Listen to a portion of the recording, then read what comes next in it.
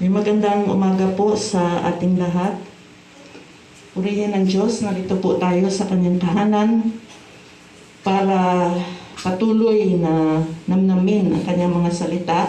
Kung may mga Biblia po tayo ay buksan po ninyo. Ngayong umaga, tutunghayan natin muli ang kanyang banal na salita. Buksan po natin ang ating mga Bible sa aklat ng Psalms 139 verses 13 to 18. Ganito po ang pagkasabi in verse 13. For you formed my inward parts, you knitted me together in my mother's womb. I praise you, for I am fearfully and wonderfully made. Wonderful are your works. My soul knows it very well. My frame was not hidden from you when I was being made in secret, intricately woven in the depths of the earth. Your eyes saw my unformed substance. In your book were written every one of them, the days that were formed for me, when as yet there was none of them. How precious to me are your thoughts, O God! How vast is the sum of them! If I would count them, they are more than the sand. I awake and I am still with you. Pinagpala ng Diyos ang kanyang mga salita. Ngayong umaga tayo muna ay sumandaling yumuko at tayo manalangin. O Diyos, sa punong-puno ng pagpapala na galing sa langit, ang biyaya niyo ay sapat sa bawat isa sa amin. Sa araw na ito, Panginoon, patuloy naming tatakilikin ang inyong mga salita sa aming mga buhay, sapagkat ito po ang kailangan namin sa aming espiritual na kalagayan para magkaroon ng panibagong kalakasan at patuloy po kami, Panginoon, na mapalakas sa panahong ito. Maraming salamat po sa encouragement ng mga salitang ito dahil alam namin, Panginoon, na napakasarap namnamin inyong mga salita. Let your word be strengthened in our hearts and in our lives, in our spiritual being today. In the name of our Lord Jesus Christ, we pray. Amen. Okay, napakaganda po na tunghayan natin ang salita ng Diyos para maunawaan po nating lahat. No? Mayroon pong nakandang Tagalog na Biblia ngayon para maintindihan natin lahat ang hiwaga ng salita ng Diyos sa Psalms 139 verses 13 to 18. Alam natin na ang Panginoon ay powerful. A powerful God. God is all-powerful. Pero, isa lang ang ating ilalagay ngayong umaga. God is our Creator. He is the only one who creates us, especially the world. God's power is to create life. Amen? Nilalang niya tayo with a purpose. Napakaganda ang plano ng Diyos sa bawat isa sa atin. Tingnan natin dito in verse 13. Sapagkat hinubog mo ang aking mga nasa loob na bahagi, at sa bahay bata ng aking ina, ako'y iyong hinabit. Napakaganda po ang message na ito. Kung atin pong himay-himayin mabuti. He is the great producer of our lives. Bakit? Yung buhay mo ngayong umaga, buhay ko, napaka-special po sa Panginoon. Dahil special ang pagkagawa ng Diyos sa bawat isa sa atin. At yamang napaka-special po ito, God formed your inward parts to you and me, na isa pong kamangha-mangha, kagilagilalas na paggawa at paglalang ng Diyos. Sapagkat sinabi sa kanya mga salita, hinubog mo ang aking mga nasa loob ng bahagi at sa bahay bata ng aking ina, ako'y iyong hinabi. That's why we honor women. Kasi napakahirap po ang magdala ng bata. Lahat ng mga nanay dito ngayong umaga, may mga anak. At naranasan po nila na dalhin yung bata sa loob ng kanilang sinapupunan for 9 months. Hindi basta-basta po yun na pagdala ng isang ina. Habang doon po ang bata sa loob ng sinapupunan ng kanyang nanay, andoon po yung ating care. Andoon po yung ating pagmamahal. Andoon yung ating prayer. Na kahit sa ating mga pagkain ay talagang kinakain natin yung mga masusustansya at yung nakakapagbigay ng kalakasan sa immune system ng bata.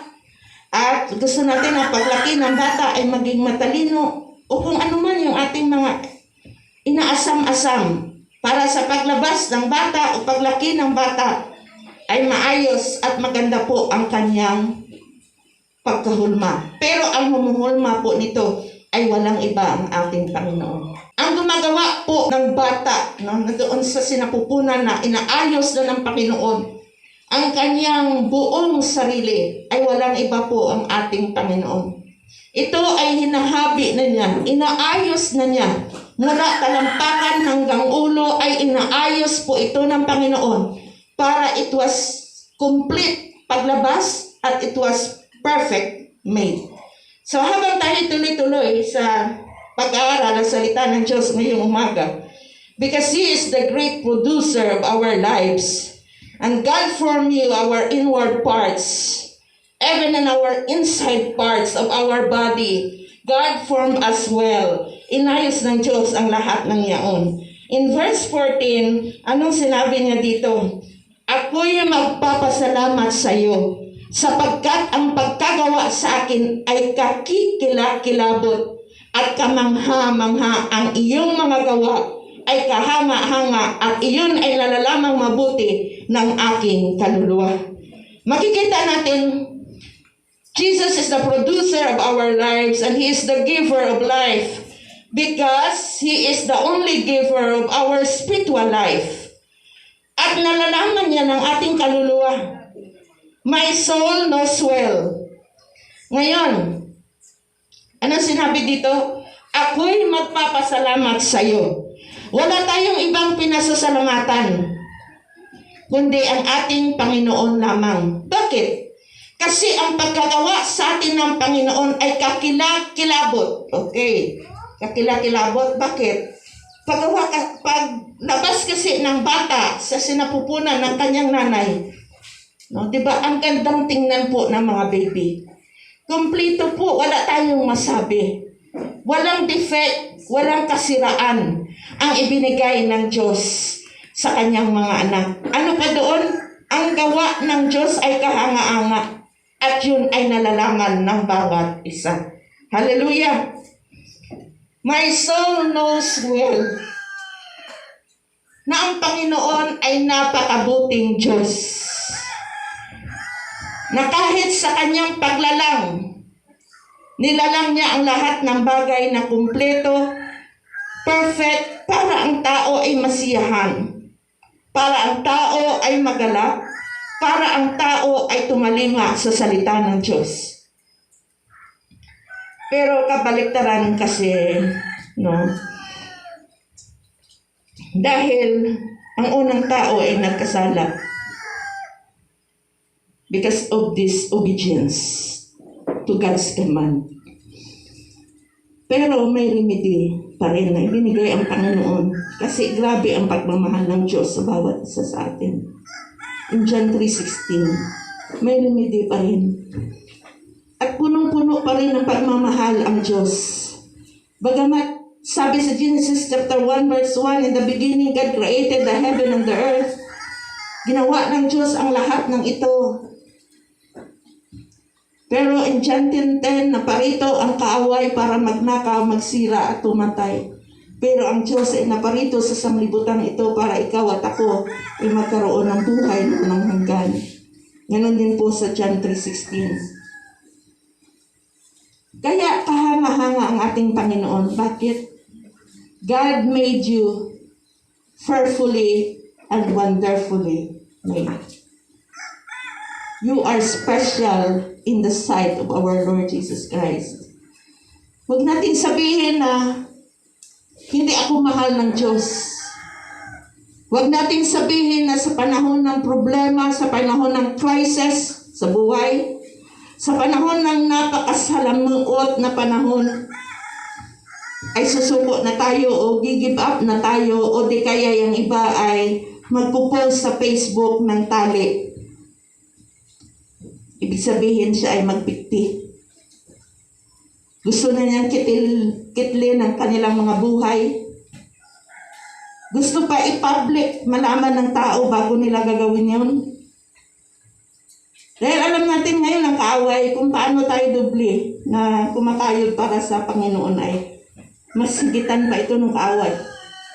Ayaw kasi ng kaaway na ang tao ay papasok sa langit. Nais ng kaaway na may mahila siya kasama doon sa impyerno. Pero I hope and I believe sa bawat isang natututo na at nagkaroon ng pundasyon sa salita ng Diyos at yung ating pananampalataya ay hindi na basta-bastang mauga-uga. Itong pananalita ni David dapat ngayong umaga makita natin ngayong umaga. Ano ba ang pagkahilok ng Diyos sa bawat buhay natin? Ano ba ang pagkaayos at pagkadisenyo ng Diyos sa bawat buhay natin? Ano ba ang uring klaseng nilalang tayo sa harapan ng ating Panginoon? Ano ba tayo bilang tao? Gaano ba tayo ginawa ng Diyos? Tingnan natin ang ating mga sarili ngayong umaga. Yung sarili lang natin, tingnan natin. Diba? Makapangyarihan ng Diyos. Kumpleto ang ibinigay niya sa atin. Lahat tayo ngayong umaga may kuko, may paa. Hindi tayo mga bulag ngayong umaga. Hindi tayo mga pipi. Wala pong kapansanan sa atin dito. Pero hindi ibig sabihin na may mga kapansanan ay hindi mahal ng Diyos. Ang problema kasi, ang iba kaya nagkaroon ng kapansanan ng kanilang mga anak dahil sa kanilang mga ina din. Dahil may iba-ibang mga problema ang mga ina na nagdadala ng sanggol. Yung iba ay iniinuman ng gamot para ma-abort ang bata. Pero hindi po na-abort. Kaya ang naapektuhan ay ang bata. Kaya karamihan sabi nila, pero hindi po maganda sana no, napakinggan at sabihin ang pananalitang mungguloy. Yung iba po kulang sa pandinig. Yung iba po hindi makapagsalita. Dahil din po sa kasalanan na ginagawa ng kanilang mga magulang dahil sa kanilang mga problema na kinakaharap. Dahil ang ibang mga babae kaya ina-abort nila ang kanilang mga anak walang tatay na tatawagin yung bata dahil sa disgrasya lang. O di kaya walang maibuhay sa kanilang mga anak. Ang dami kasi. Pero ang buhay na yun ay galing sa Diyos na hindi dapat sayangin. Na hindi dapat itapon. Na hindi dapat ibasta-basta lang. Dapat pinahalagahan. Kasi yun ay special galing sa Diyos. Kaya hindi nila masisi ang Panginoon kung bakit ang iba ay may mga kapansanan. Kasi may nangyayari po doon sa loob ng sinapupunan o bahay bata na kanilang mga magulang. Meron nga ako narinig na kwento eh. Yung isang nanay, ayaw daw niyang inak yung bata. Kaya umakyat siya ng pinakamataas sa puno. At pagdating doon sa puno ay, tinalon niya yun pababa para lang malaglag yung bata. Pero kahit anong talon niya, hanggang napagod lang siya ng napagod, hindi talaga nalaglag ang bata.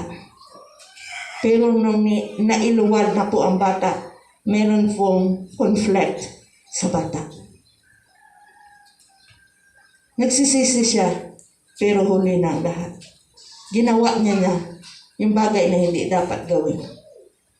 Kaya parents, ngayong umaga, purihin ng Diyos, walang history sa iglesyang ito, na sinapupunan ng kanilang mga siya ng bata ay ginagawa ng paraan para i-abort.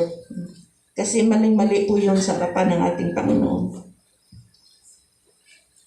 Ibinigay ito ng Diyos sa inyo para ang bata ay pahalagahan natin, mahalin at arugain.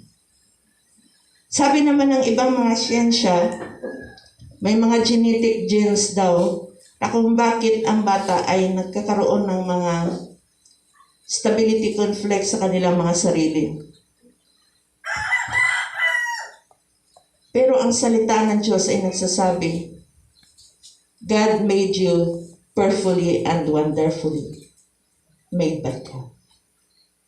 Na hindi kayang gawin ng tao. Only God can do it. Kaya dapat natin siyang pasalamatan sa ating mga buhay.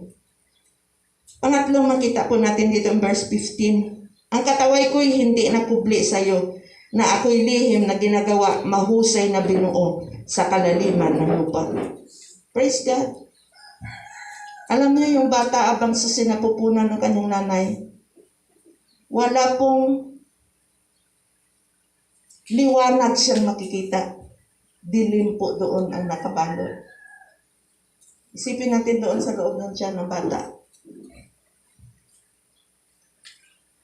Pero habang doon siya, nagawa pa lang ang iba ng kanilang mga magulang, pero hinuhulma na sila ng Panginoon. Binabayaan ka na nabigyan ng anak.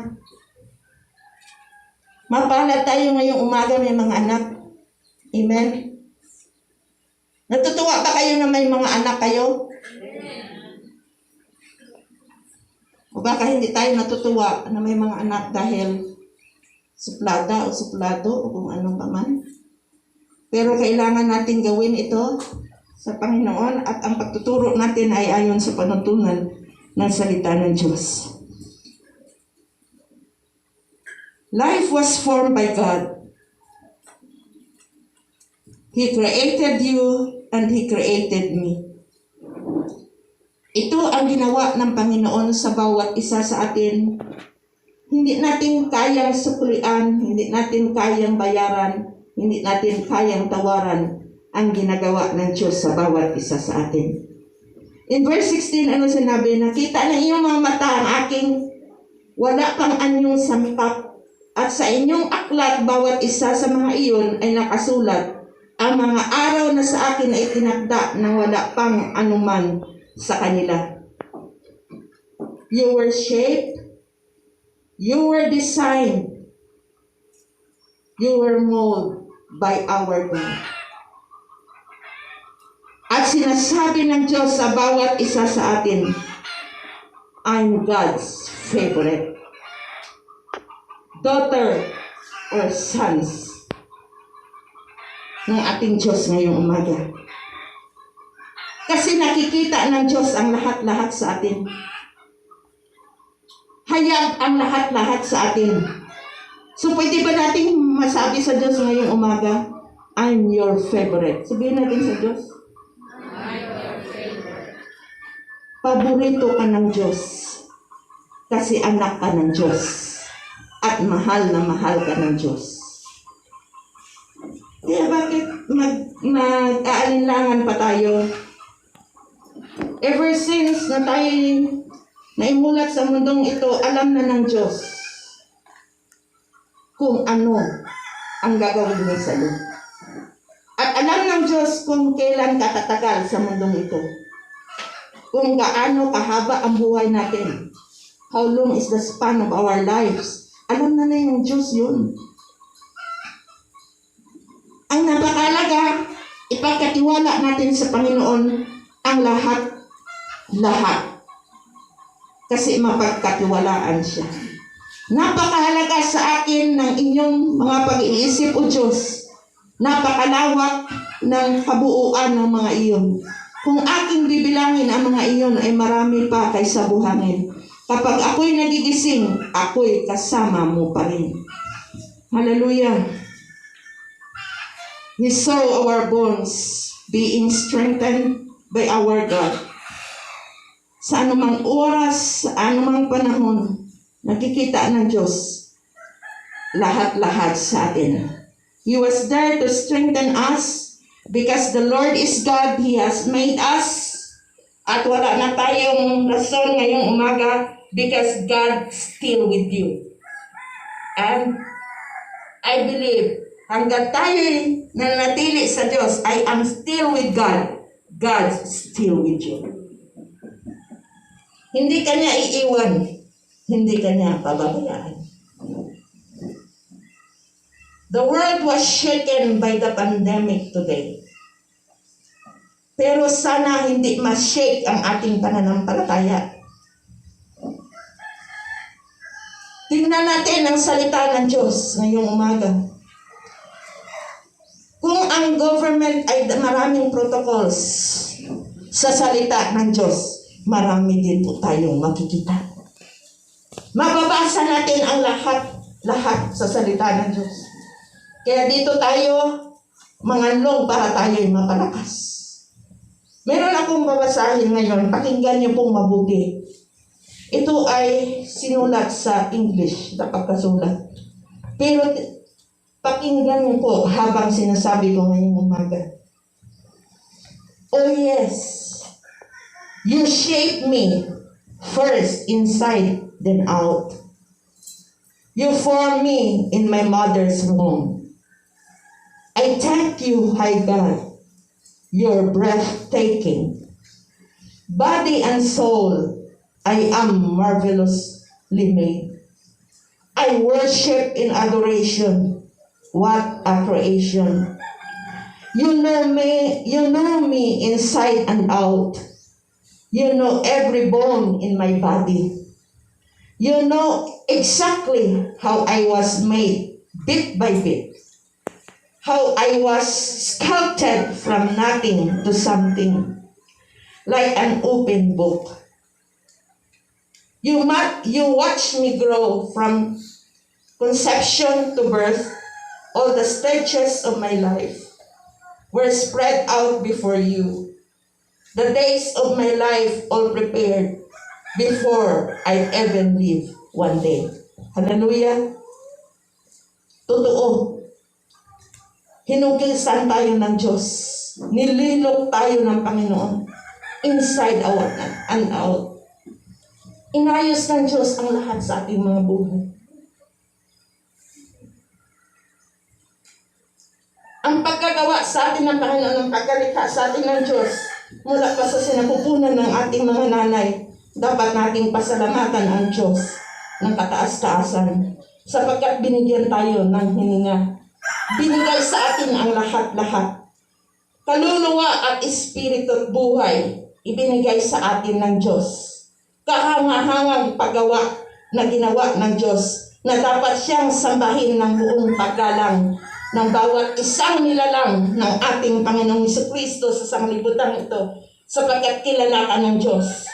Inside and out, wala tayong i-hide sa Kanya. Lahat ng kalamnan, kasukasuan, maging ang ating mga buto sa ating mga pangangatawan, sa loob at labas, ito ay hayag ng Diyos. Lahat ay eksakto.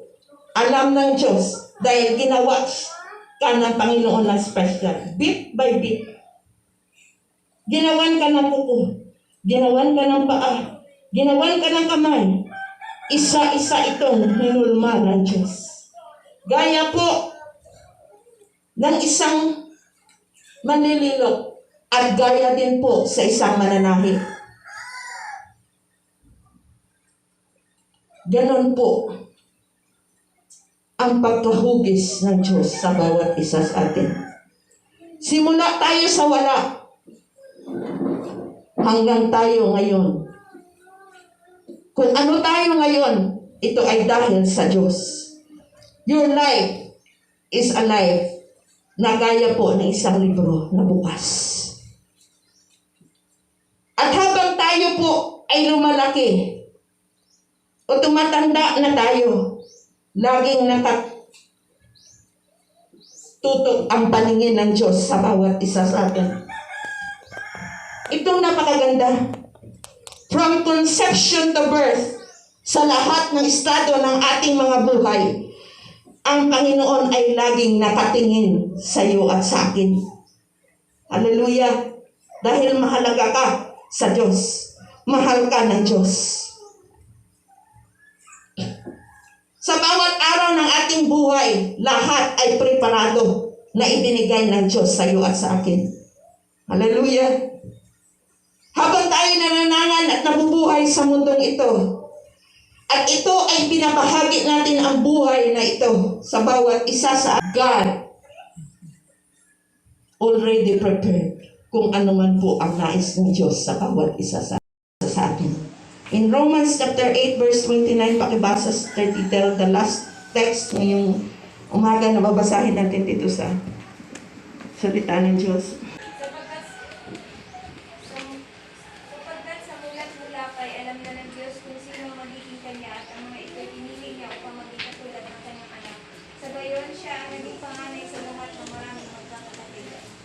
Praise God. Alam ng nanong Diyos ang nasa Kanya. Dahil pinili ng Diyos, ikaw at ako. At yamang ang Panginoon, ang una sa lahat ng bagay, ang ulo sa lahat ng bagay. Bilang Kanyang mga anak ngayon, we surrender our lives to our Lord Jesus Christ because He is the only powerful God, the creator of everything, na wala tayong masasabi sa Kanya, kundi pawang pasasalamat lamang po sa ating Panginoong Jesucristo. Sana po, araw-araw, maranasan natin ang pagtatagumpay natin sa ating mga sarili. Amen. Maging kalakasan at sandata natin ang salita ng Diyos. Ito ang kailangan natin sa panahon ito. Tayo'y manalangin. Napakabuti mo, Panginoon, sa aming mga buhay. Tulungan mo ang bawat isa sa amin na manangan lagi sa inyong mga salita. Magpatuloy sa hamon ng buhay. Akapin ka, O Diyos, dahil ikaw ang aming Panginoon sa lahat ng bagay. Lord, ang mga taong aming binasa kanina, kanilang mga pangalan, i-bless mo po. I-bless mo po ang kanilang mga buhay. Hindi ko alam ang kanilang mga pangangailangan, pero ikaw ang eksaktong magkapagkakaloob ng mga biyaya na galing sa inyo. Tulungan mo rin, Panginoon, ang buhay po ni Uncle Miding Junicio, kasama po ng kanyang asawa na si Ate Virginia Junicio, ang kanyang mga anak, maging ang apo niya, Panginoon. Hindi ko alam ang kanilang mga pangangailangan sa lugar ng Metro Manila, but we believe, God, you are there, na patuloy po mag-sustain sa bawat isa sa kanila. Strengthen mo po ang buhay ni Sister Mylene. Ikaw po ang patuloy na manguna sa buhay ni Sister Mylene Junicio. Patuloy kanya mabigyan ng kaluguran, kapurihan sa kanyang buhay. Thank you so much, Lord, sa ginawa mo, sa gagawin mo na, at sa patuloy na nais mo pang ipagawa sa iglesia nito. Sa last part ng aming gawain, ang pagpupuri at pagsamba, samahan mo po kami, na ikaw po ang maging sentro ng aming papuri at pagsamba sa umagang ito.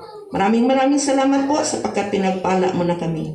Ito po aming dalangin sa pangalan ni Jesus. Ang lahat po ay magsabing amen.